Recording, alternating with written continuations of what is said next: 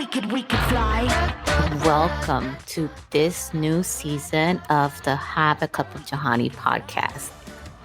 So I want to title this new season that I'm embarking on with I'm growing. So this is going to be the season of growth. And that's what I'm going to share with you throughout the season. So I thank you for coming over here and sitting with me. And I hope you enjoy. Hello, everyone. Welcome back to another episode of Have a Cup of Johanny podcast, where every oops is really a gateway to aha. Sometimes, oh, shoot. This is episode 2 of our July mental wellness series. I sound like I'm a little bit under the weather, but I'm not. I just woke up. I stayed up really late watching the fireworks yesterday, which I usually don't. And because of that, as soon as I wake up, I just have like all the congestion happening and all of that all at once. So that's why I may sound a little bit different, but I'm chugging water, took my vitamins, part of my habits, my morning habits that help me to be grounded better and more productive. And if you want to know what those are, please go back to that episode of The Habits That Built Me. So that way you can listen into that one and find out. But when we're coming into this episode, everything, it really is tied in, folks.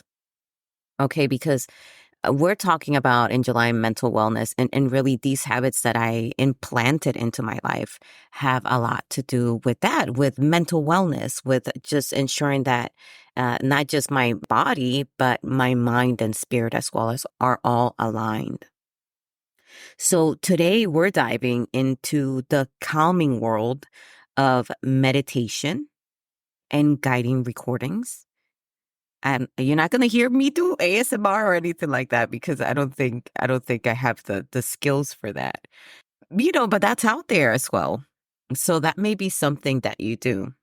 Nevertheless, I'm super excited to share how these practices have played a crucial role in reinforcing my inner peace and my self-love, which really paid dividends into my life. So are you ready? Because we're going to get super calm on this one. Are you ready to dive into this peaceful, meditative, praying episode?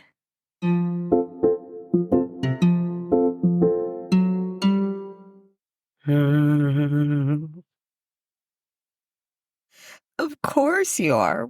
I mean, why else would you be here? All right, let's go. So get cozy so that way we could talk about meditation. I was very hesitant when it came to meditation. And you may have heard me saying that. I couldn't quiet my mind. For as long as I can remember, there has always been something in my mind. I'm either thinking about to-do lists, I'm thinking about previous conversations, I'm thinking about anything that I've said, I felt, seen, done, whatever. Something is always revolving and churning in there. So my mind, for as long as I can remember, has never really been a quiet place to be in. It's nothing to do about the movie. But as it happens, and I want to say that there was like this one point where I just like sat down cross-legged, and then did like 30 minutes of meditation and then it changed my life. But folks, that's not what happened. And I would say that I don't think that's how it happens for most folks. And when it comes to my experience, my changes have been very gradual and sometimes like taking steps forward and then taking like 1,000 back just to do another one forward later. So for me, my change in life has been more of like a caterpillar effect, where the caterpillar kind of looks as if it's going backwards before it goes forward. It's kind of like that. But because it was so hard for me to just have my mind quiet, I always thought that this was an unattainable thing for me to be able to meditate. I always thought that. And I conflated a meditation with yoga as well a lot of the time. So I kept myself away from both as well. I'm still trying to dip my toes into yoga. That's a completely different conversation that we can have. Uh, but I think I'm still working through that one as to building the confidence that I need to like get into that. But I see the benefits of yoga for both the body and the mind.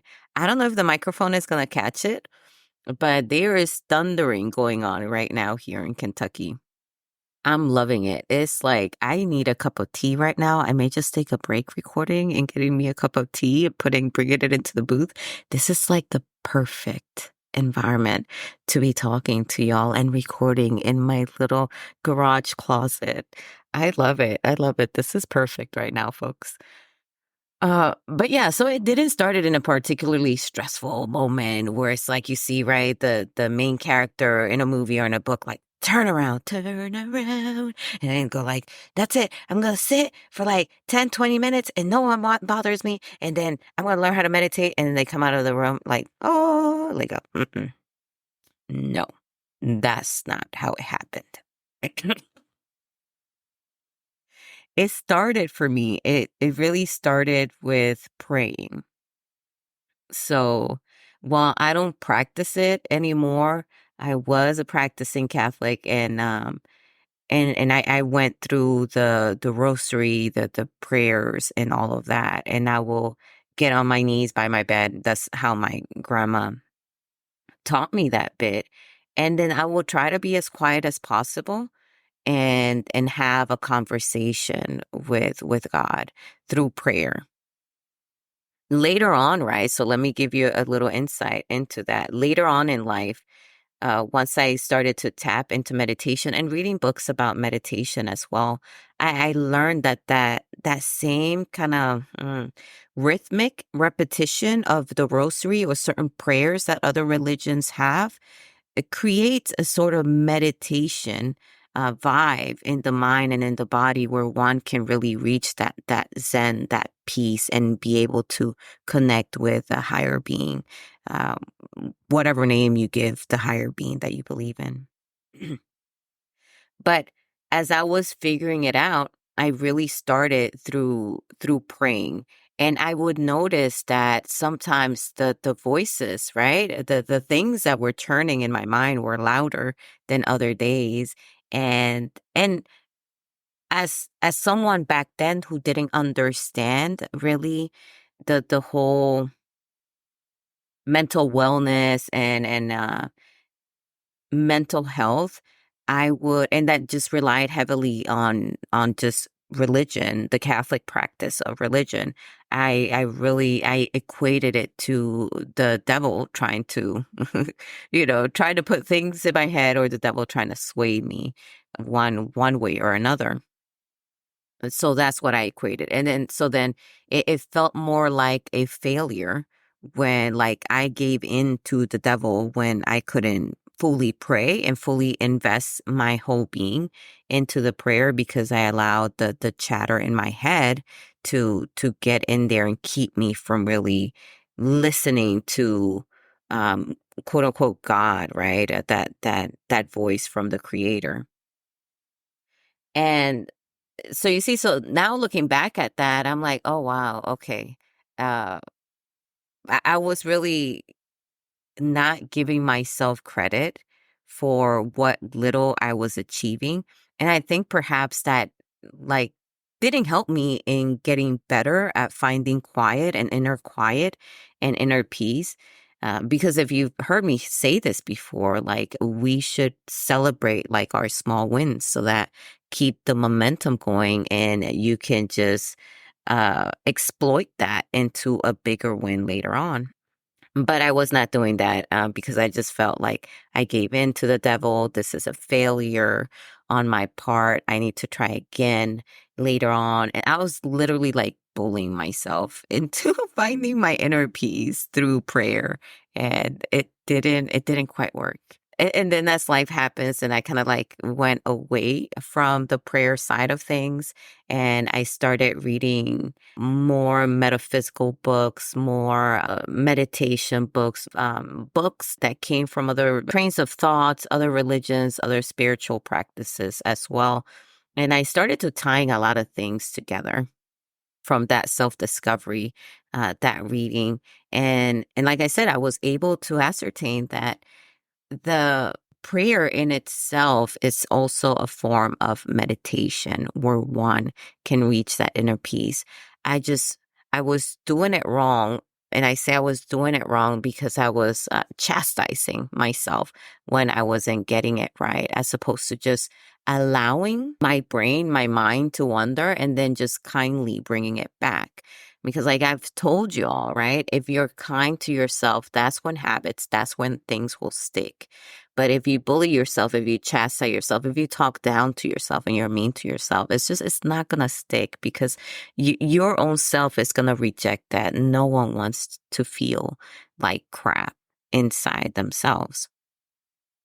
So, Four Agreements, right? You heard me talking about that. Other books, but really what brought in meditation for me was sleeping hypnosis. I think this app was discontinued. Let me look at my phone. This is so funny to me. And it was like, oh God, what was it? They were recording, folks. I can't even find it right now. I detox my phone, right? So I don't even think I have it here. No, I do not. Uh, but it was like these recordings, and they had, help me out if y'all have seen this, let me know, right? They had it was like a blue square, on Apple, on the apps on Apple, and they all had like different kind of meditations, like lose weight meditation, think positive meditation, what else? Think and grow rich meditation, all of that. And it will be like a repetitive sayings that will occur. And at first, I'm like, I'm going to listen to it fully awake because that can be the devil, like going, I had all these ideas before, and I had to protect my soul and all of that. And if you're like that, by all means, listen to it, before you fall asleep. So that way you really know what words are being said in there. So that way, if you agree or disagree, right? If you disagree, then don't listen to it. And if you agree, then listen to it. But that's what I did. That was like me putting my big toe in the door of meditation were those recordings, and I loved it. And for the longest, folks, that's what I was listening to, calm myself, to listen to it before I went to sleep. Eventually they modified the app to where you can loop it, and then I will loop it so that way I would listen to that, and that would quiet my mind enough to get a restful sleep. But on top of that, I noticed that it was giving me confidence because I was listening to the Be More Positive one. It was certain ones that I would listen to that were my go-to.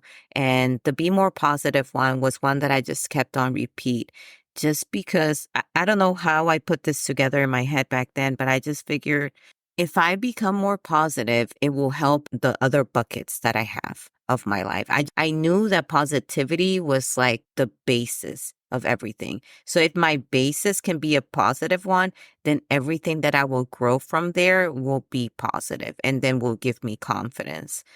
That's how I kind of put it all together in my mind. So that's why that was my go-to, the think positive one, because I just knew if I think positive, money will come.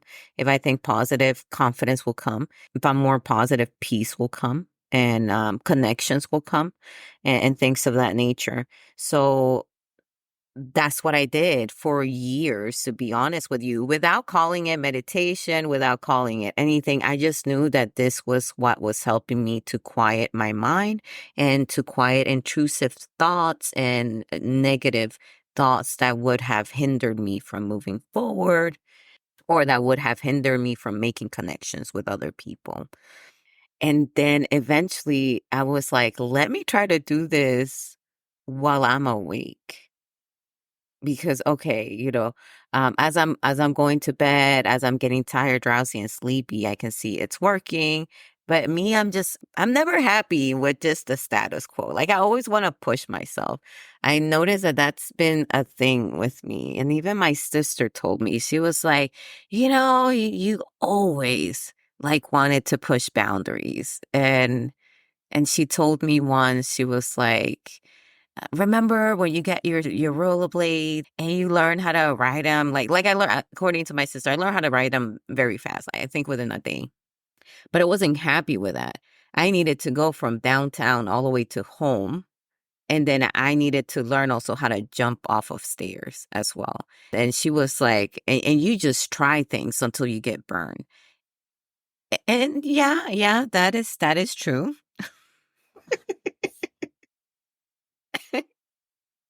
Yes, she was right. She was right. Something about your sisters, right? Like sometimes they know you better than you do. Yes, I do. I do want to try things. I do want to push boundaries until I know where that boundary is. I've always been very interested in that. Maybe that's why I joined the military. Somebody said I think it was my therapist. Those are the kind of people that join the military. So that's, you know, consequential. Yeah. We'll be right back. Whispers in the shadows, a chill in the air that grips your soul. The past isn't dead, it's alive. It's waiting. It's the devil that haunts me.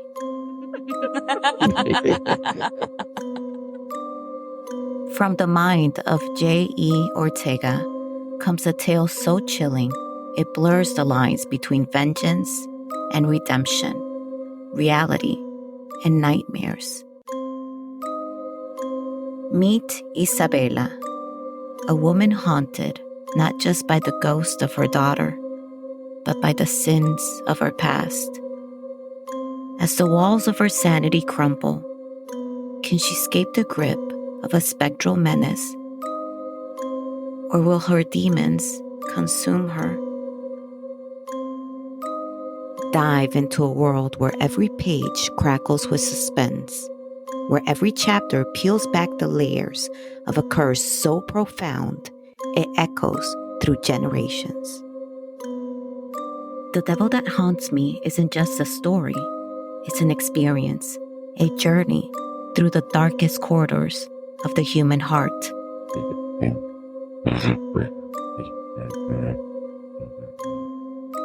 Are you brave enough to face the devil? Are you ready to uncover the truth that haunts us all?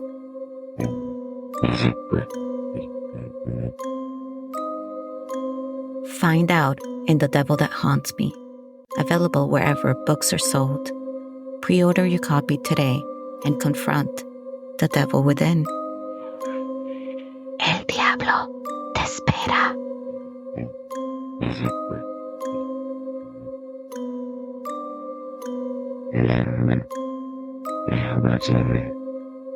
The devil awaits.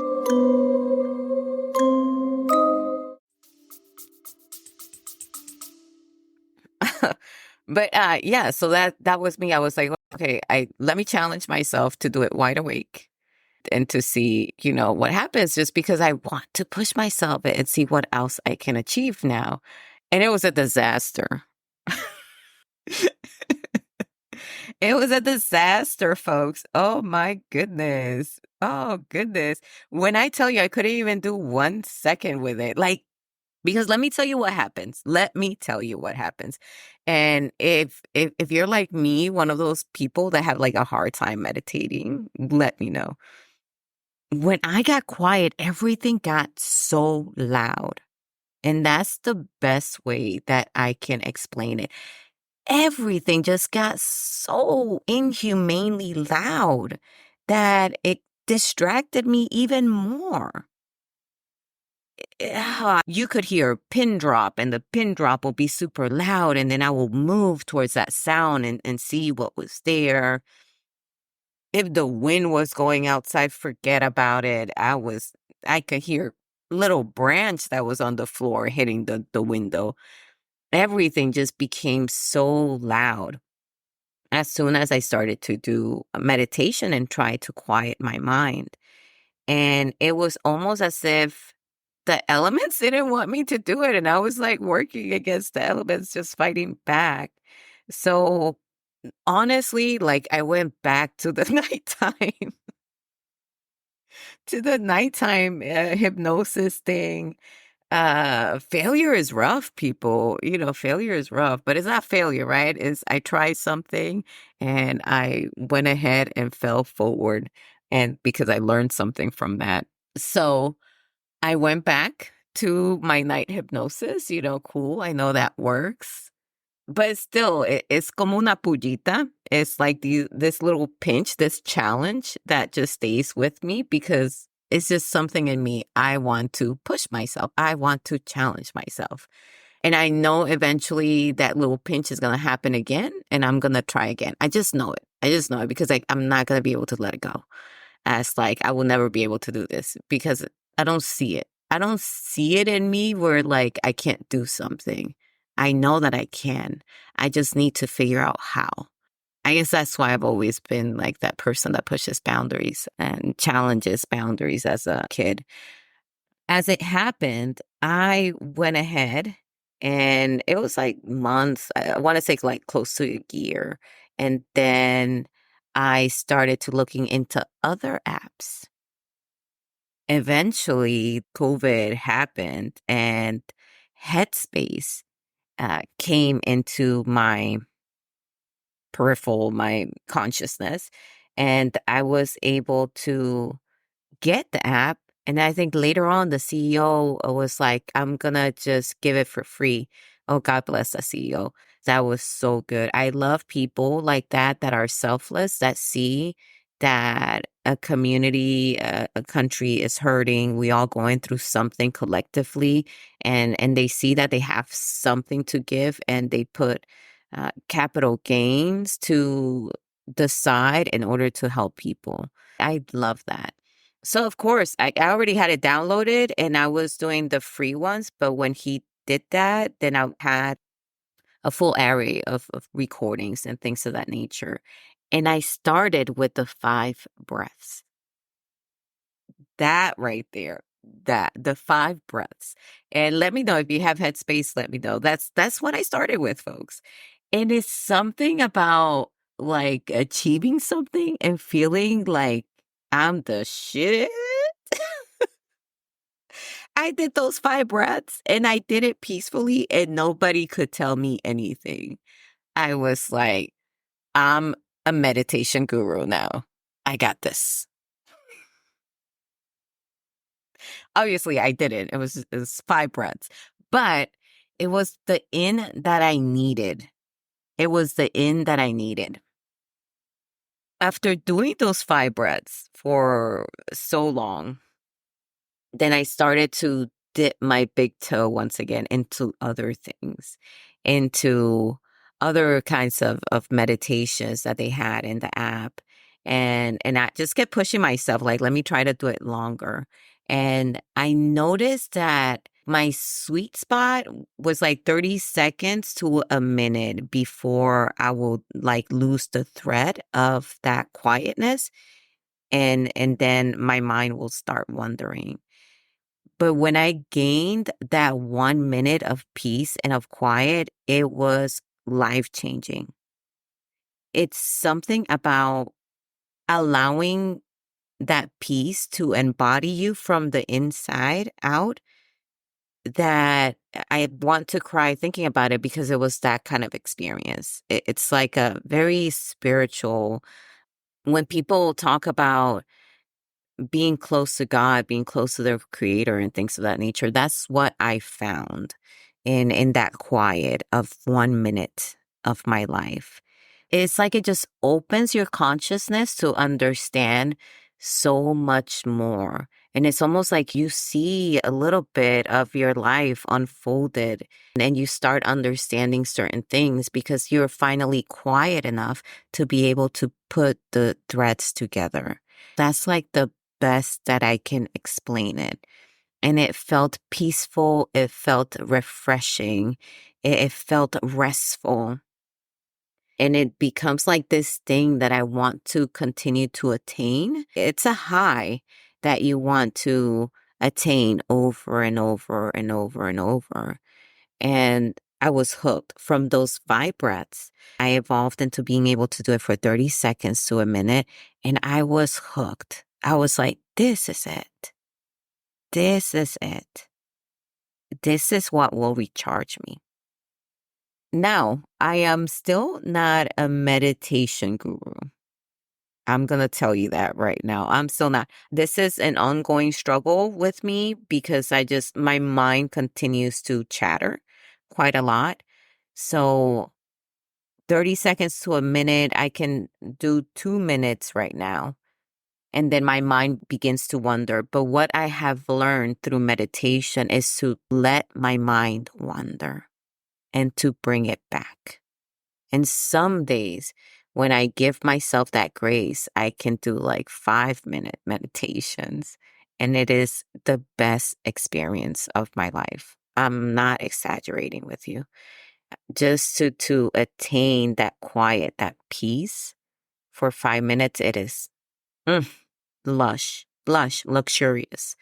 And that's another way that I can explain it. It's like you giving the gift of time, folks, in quiet and in peace is something that is just doesn't have a price tag on it and can be achieved with very little resources other than your mind giving yourself grace as you try to attain this peace, which was what I needed to understand. Because when I was able to give myself that grace to allow my mind to wander and then to bring it back into the quiet, then I was able to evolve into being quiet and peaceful for longer. Because as long as I continued to battle with my mind and thinking like it was either my mind chatters or not, as opposed to my mind will chatter and let it chatter, and I will still be able to acquire peace once I bring it back in. You see what I'm saying? I was looking at it as a either or when it was more of an and sentence. And that's what was keeping me from evolving. But when I realized that, see, and it all boils down to being kind to myself, kind and gentle and compassionate and giving myself grace. When I was able to understand that, then it just opened up more minutes for me. So now is part of my habits. That's one of my morning habits is to do that quiet bit. And sometimes I do very quick ones depending on my timing in the mornings. I like to do it after I go to the gym just because I've already exerted myself out and it's a little easier to kind of calm down. And if you have seen me at the gym and you see me with my eyes closed and cross-legged, that's what I'm doing because I'm also not very embarrassed about it anymore. Everyone that I meet, if they ask or even if they don't ask, I tell them that I meditate. So, I mean, like I said, I'm not a guru, but it's something that I do in order to help my mental health a lot. I also do it when I feel big emotions coming or when I know I'm going to go through something that will bring me big emotions. And I take several breaths and I may listen to a meditation on another app that I use, which is Aura. AURA, and that will ground me and calm my emotions. So that way I can embark on a meeting or on a tough conversation or whatnot. So I do it when I need it, but I also do it proactively in the morning because it's one of those things. All my habits in the morning are habits that ground me. So that way I can have a better day. It's like if I don't do that, I know that I'm leaving myself open to having poor reactions to things and with people. So That's why those habits are there. But I also, like I said, I also use meditation for not a reactionary thing to help myself if my emotions get unchecked. And also, once again, as a proactive thing before I go into events that I know are going to be super challenging for me. So, meditation is a journey, folks. And if you hear my example, take this with you. Be patient with yourself because it's not about doing it perfectly, but rather just that consistent practice doing it over and over and over, even on days when you're like me and your mind is just chattering, it's racing, is saying all this nonsense. Still take a few minutes to breathe deeply, and that's gonna make all the difference. And acknowledge that your mind is racing, is having chatter. I often tell my brain, I hear you. I know you're there. It's okay. Let's be quiet together. It's like I have these self-talks with my brain. And sometimes that's what is needed. Sometimes what is needed is for you to acknowledge that it's there, that self-awareness. And then all of a sudden your brain will be like, oh shoot, she heard me. Okay. Well, let's be quiet. Like a child, right? That got caught doing something. But if you're looking to add a sense of calmness, of tranquility to your daily routine, oh my goodness, re-listen to this episode because this is your episode, folks.